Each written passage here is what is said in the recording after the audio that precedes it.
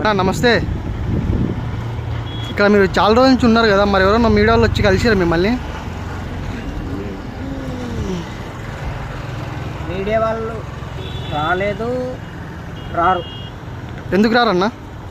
ఎందుకంటే ఇట్లాంటి అవసరం లేదు, ఇట్లాంటి న్యూస్ అవసరం లేదు వాళ్ళకి ఎట్లాంటి న్యూస్ కావాలంటే సమంత ప్రెగ్నెంట్,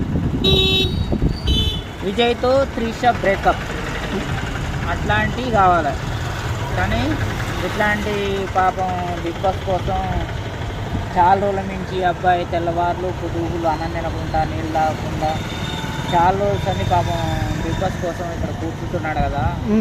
పాపం పోతాం, న్యూస్ తీద్దాం, హెల్ప్ చేద్దాం అనేది వాళ్ళకి మీడియా వాళ్ళకు ఉండదు. అది అన్నీ కణికి మళ్ళీ న్యూస్, చెత్త న్యూస్ కావాలి వాళ్ళకి.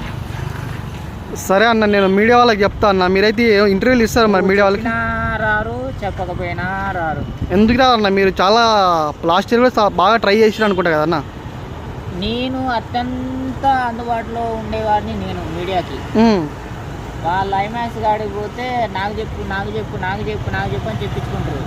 కేవలం ఒక చిట్టు పేపర్ లాగా వాడుకొని వదిలేస్తారు తప్ప వాళ్ళు మనకు కావాల్సినప్పుడు, మనకు అవసరం ఉన్నప్పుడు ఇట్లా ఇన్ని రోజుల నుంచి ఇలాగ వాన వచ్చింది, తడిచిన, ఎండ వచ్చింది, ఎండిన ఇక్కడ ఉంటే ఇంతవరకు ఒక్కరు కూడా రాలే. అంటే చూడాలి, కుక్క కన్నా విశ్వాసం ఉంటుంది కానీ మీడియా వాళ్ళకి విశ్వాసం లేదు. మీరు ఎన్ని రోజుల నుంచి ఉన్నారన్న ఇక్కడే? నేను మే 15వ తారీఖు నుంచి, మే 15వ తారీఖు నుంచి ఉన్నారన్న. వర్షం పడినా ఎండ వచ్చినా ఇక్కడే ఉంటారు? ఇక్కడనే ఉంటున్నా, తెల్లవారు పొద్దులు. బా గ్రేట్ అన్న, మీరైతే నిజంగా వెళ్ళాలని కోరుకుంటున్నా. మీరైతే మాత్రం అగ్ని పరీక్షకి. ఇలాంటి సెల్ ఫోన్లో ఉన్న వాళ్ళందరూ తీస్తున్నారు, స్టేటస్ పెడుతున్నాడు, రీల్ పెడుతున్నారు, కానీ మీడియా వాళ్ళు మాత్రం రావట్లేదు. వస్తారన్న, డోంట్ వరీ అన్న. నమ్మకం ఉంది, నా ఫ్యాన్స్ నన్ను గెలిపిస్తారనే నమ్మకం. ఓకే అన్న, ఆల్ ది బెస్ట్ అన్న. బాయ్ అన్న, వెళ్తున్నాం అన్న. బాయ్, థ్యాంక్ యూ అన్న.